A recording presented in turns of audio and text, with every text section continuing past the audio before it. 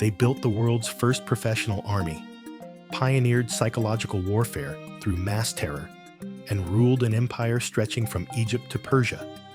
Yet their brutality was so extreme that every conquered nation celebrated when they finally fell. The Assyrians of ancient Mesopotamia didn't just conquer territories. They systematically tortured, impaled, and flayed their enemies alive, documenting these horrors in stone reliefs as warnings to future rebels. From 911 to 612 BC, the Neo-Assyrian Empire dominated the ancient Near East through a combination of military genius and calculated cruelty that made them the most feared civilization of their time. But their reign of terror planted the seeds of their own destruction. When Nineveh finally burned, their enemies danced on the ashes. Who were the Assyrians, these architects of ancient nightmare? How did they transform from humble traders into history's most ruthless conquerors? And what lessons does their catastrophic fall teach us about empires built on fear?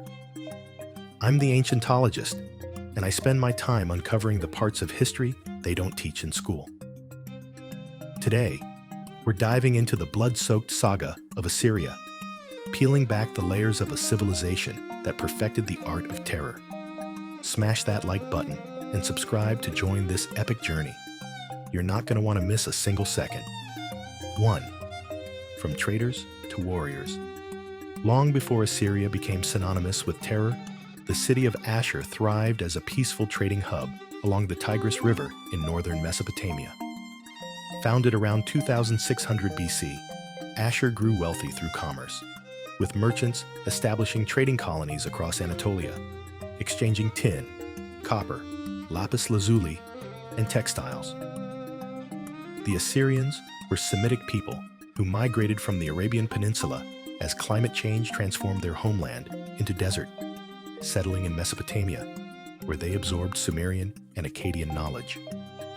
For centuries, Ashur remained a vassal to more powerful southern states, part of Sargon the Great's empire, then Hammurabi's Babylon, always paying tribute, never ruling. The city's merchants, however, developed sophisticated business practices, using clay tablets to record contracts and establishing what resembled the world's first postal system for commercial correspondence. Their god Ashur, deity of war and justice, was believed to inhabit the very rock upon which the city stood, making the city and God inseparable. But Ashur was more than a trade center. It occupied a strategic crossroads between Babylonia and Anatolia, a position that would prove crucial. What transformed these pragmatic traders into the ancient world's most feared warriors? 2. Breaking free from bondage. In the 19th century BC, Ashur gained independence from Babylonia, but this freedom proved fleeting as waves of invasions swept Mesopotamia. The Hittites sacked Babylon in 1531 BC, and Hurrian tribes from the Armenian highlands established the kingdom of Mitanni, which brutally subjugated Ashur for nearly 2 centuries. The Mitanni demolished Ashur's fortifications, leaving the city defenseless, and installed their representatives on the city council to control all major decisions. During this humiliating vassalage, however, the Assyrians absorbed crucial military innovations from their oppressors: the light war chariot, the composite bow, and lamellar armor, technologies that would later fuel their conquests. Around 1363 BC, King Ashur-uballit I seized an opportunity during Mitanni's internal strife to rebuild Ashur's walls, an act tantamount to declaring war. He expelled Mitanni envoys, proclaimed himself king rather than governor, and sought alliance with Egypt, Mitanni's rival. The Babylonian king furiously wrote to Pharaoh Akhenaten, calling the Assyrians mere vassals and demanding Egypt refuse diplomatic recognition, a demand Egypt ignored. Ashur-uballit's bold moves worked. Mitanni, distracted by civil war, couldn't respond. His successors, Adad-nirari I and Shalmaneser I, delivered the death blow, with Shalmaneser annexing Mitanni's remnants after the Hittites destroyed its capital? How did centuries of subjugation forge the Assyrians into a people obsessed with never being conquered again? Had you ever heard of the Assyrian Empire before today? Let me know down below. And stick around, because what comes next about their ideology of divine terror will shock you. 3. The birth of divine conquest. With independence secured, Assyrian ideology underwent a radical transformation that would define their empire for centuries. No longer viewing themselves as merely a city-state, the Assyrians reimagined their realm as a territorial empire, the land of Ashur, with a divine mandate to expand.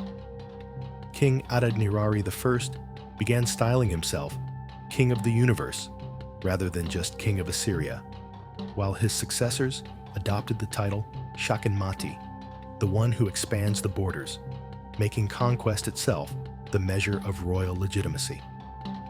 The Assyrians developed a unique theological justification for their expansion. Their god Ashur represented the highest cosmic order, and their state embodied divine law surrounded by chaos.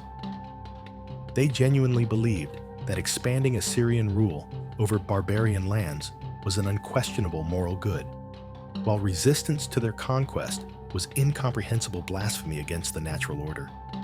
This wasn't mere propaganda. It was sincere religious conviction that permeated every level of society. Ashur's role evolved from city patron deity to supreme god above all others, making the Assyrian king, by extension, the rightful ruler of all earthly kings. Every military campaign became a sacred mission, a fulfillment of Ashur's will to impose order on the chaotic world. Annual inscriptions obsessively detailed each king's conquests, not as boasting, but as religious duty fulfilled. Failure to expand was failure to serve Ashur. This ideology proved both Assyria's greatest strength and fatal flaw, creating a perpetual war machine that couldn't stop conquering. What happens when an entire civilization believes that endless warfare is literally God's will? 4. Innovations in warfare. The Assyrians didn't just fight wars. They revolutionized military science with innovations that would influence warfare for millennia. They created history's first truly professional standing army around 911 BC, recruiting soldiers who trained year-round rather than seasonal militias of farmers. King Tiglath-Pileser III, 745 to 727 BC, reformed the military structure, recruiting impoverished peasants, equipping them at state expense, and organizing specialized units: heavy infantry, light infantry, cavalry, charioteers, and engineer corps. The Assyrians pioneered cavalry as a distinct military force, initially using mounted archers and later developing heavy shock cavalry, precursors to the Parthian cataphracts. They perfected siege warfare with devastating efficiency, battering rams to break through sun-dried brick walls, siege towers filled with archers, tunnels dug beneath fortifications, and psychological warfare through starvation and terror. Cities that would have withstood months-long sieges fell to Assyrian engineers in weeks. They built the ancient world's first extensive network of paved roads, enabling rapid troop movement and creating a postal system that connected their vast empire.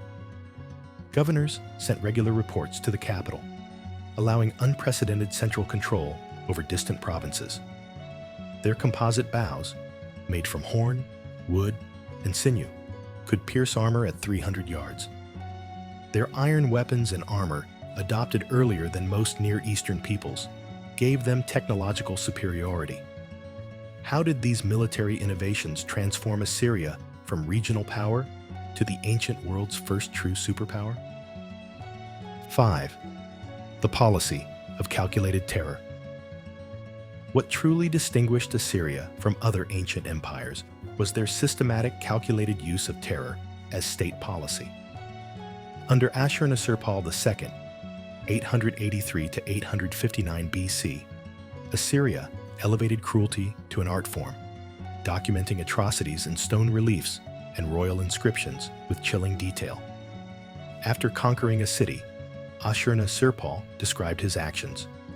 "I took the city and slew many warriors. I seized all that could be taken. I cut off the heads of the fighters and raised before the city a tower of skulls and bodies. The young men I impaled upon stakes around the city, and the maidens I cast into the flames." These weren't empty boasts. Archaeological evidence confirms mass executions, and Assyrian palace reliefs graphically depict prisoners being beheaded, flayed alive, impaled on stakes, crucified, buried alive, or burned. The Assyrians invented new torture methods. Victims had their tongues ripped out, limbs hacked off, eyes gouged, skin peeled while alive, and hung on city walls as decorative tapestries. This brutality served a calculated purpose, spreading terror so overwhelming that cities would surrender without resistance rather than face Assyrian vengeance. Shalmaneser III described a bloodless victory. "The panic-stricken terror, which my lord Ashur sent upon them, seized the city. When I came before their walls with my host, the king grasped my feet and submitted. I accepted him and granted him life. The heavy yoke of my dominion I placed upon him forever." Many kingdoms did surrender immediately, but the policy ultimately backfired. While it inspired fear, it also bred intense, lasting hatred that would doom the empire. Can an empire built entirely on fear ever achieve lasting stability? Do you think Assyria's terror tactics were effective strategy or ultimately self-defeating? Share your thoughts below. Keep watching because the engineering marvels they built are coming up next. 6. Engineering and empire. While notorious for brutality, the Assyrians were also administrative and engineering geniuses who created systems that later empires would emulate. Tiglath-Pileser III revolutionized imperial administration by establishing a centralized bureaucratic government, the first of its kind in history. He divided conquered territories into provinces, each with appointed governors, tax collectors, and bureaucrats who reported directly to the capital via the postal system. This allowed unprecedented control over vast distances. Governors couldn't become independent warlords because the king monitored them constantly through written reports. The Assyrians implemented a sophisticated tax system. Farmers and craftsmen paid both monetary taxes and performed labor obligations, funding the professional army and massive building projects. To prevent provincial rebellion, Tiglath-Pileser appointed eunuchs as governors. Since they couldn't have children, they posed no dynastic threat and remained loyal to the crown. The Assyrians built an extensive road network rivaling Rome's, enabling military rapid response and commercial exchange.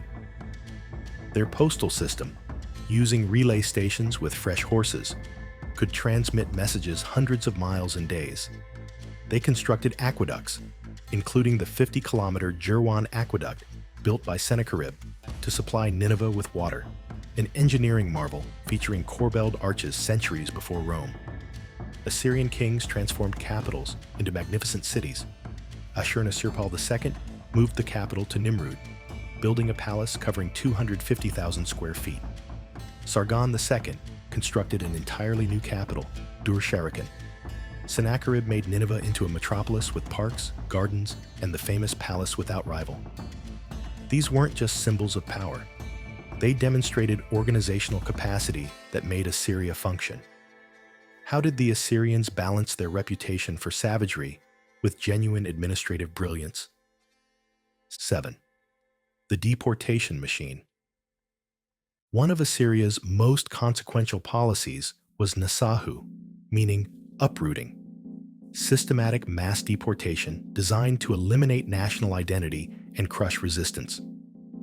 After conquering a region, the Assyrians would deport nearly the entire population to another part of the empire, replacing them with captives from elsewhere. This wasn't random cruelty. It was calculated social engineering aimed at severing people's connection to their homeland, erasing their cultural identity, and assimilating them into the Assyrian world. Tiglath-Pileser III pioneered this on a massive scale, deporting hundreds of thousands during his reign.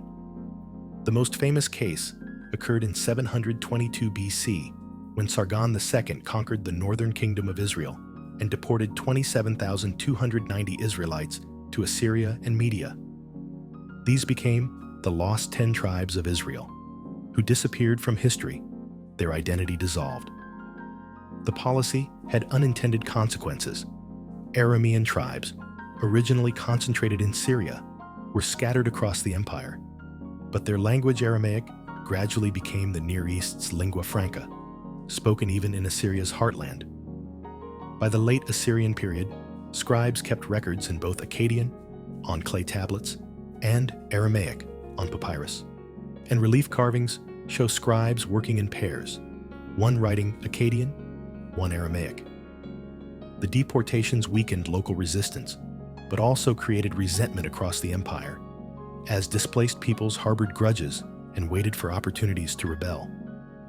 Ironically, the policy that seemed to strengthen Assyria by destroying regional identities actually created a powder keg of hatred that would explode once the empire showed weakness. What does it say about imperial power when your greatest administrative achievement also plants the seeds of your destruction? 8. The height of power under Ashurbanipal.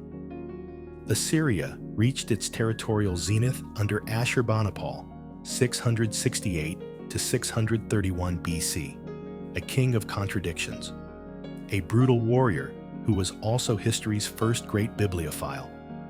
Unlike previous kings, who boasted of illiteracy as proof of martial focus, Ashurbanipal prided himself on education, declaring, "I studied the secret lore of the entire scribal craft. I can solve the most complicated divisions. I have read intricate tablets inscribed with obscure Sumerian or Akkadian. I took pleasure in reading stones inscribed before the flood." His reign began with crushing a rebellion in Egypt, where he sacked Thebes so thoroughly that its destruction became a biblical symbol of devastation. By 665 BC, Egypt was firmly under Assyrian control, and the empire stretched from the Nile to the Persian Gulf, from Cyprus to the Iranian plateau. The largest empire the world had yet seen. Ashurbanipal's greatest military achievement came against Elam, Assyria's ancient enemy. In 653 BC, at the Battle of Ulai, he annihilated the Elamite army, describing it with characteristic brutality. "I cut off their heads before one another. I dammed up the Ulai River with bodies. For 3 days, that stream flowed full of bodies instead of water. I cut off the head of Tumen, their king, the haughty one who plotted evil." Relief sculptures show Ashurbanipal dining with his queen as Tumen's severed head hangs from a tree in their garden. A grotesque garden ornament. When his brother Shamash-shum-ukin, king of Babylon, rebelled in 652 BC, Ashurbanipal besieged Babylon for 2 years. The siege ended with Shamash-shum-ukin's suicide by fire in 648 BC. Ashurbanipal's revenge was merciless. "Those men who uttered vulgarity against Ashur and plotted evil against me, I slit their tongues. Their dismembered bodies I fed to dogs, swine, wolves, and eagles." But Ashurbanipal's most lasting legacy wasn't military, it was intellectual. How could history's most learned king also be one of its cruelest? Should ancient artifacts like Assyrian tablets be returned to Iraq, or do they belong in museums that preserved them? I'd love to hear what you think. The Assyrians were history's first superiors, perfecting the machinery of empire, professional armies, bureaucratic administration, road networks, and postal systems that would influence civilizations for millennia. But they were also the masters of terror, elevating cruelty to state policy and documenting their atrocities with chilling pride. From humble traders along the Tigris to rulers of the ancient world's largest empire, the Assyrians reshaped the Near East through military genius and calculated brutality. Yet their legacy is a cautionary tale. Empires built purely on fear contain the seeds of their own destruction. And when Nineveh burned, the world celebrated. Let's honor the Assyrian contributions to human knowledge, particularly Ashurbanipal's library, while never forgetting the human cost of their conquests. What part of Assyria's story, their military innovations, their administrative genius, or their catastrophic fall, resonates with you most? Share your thoughts in the comments, and let's keep this vital historical conversation alive. Thanks for joining me on this journey through one of history's most complex and consequential empires. See you in the next one.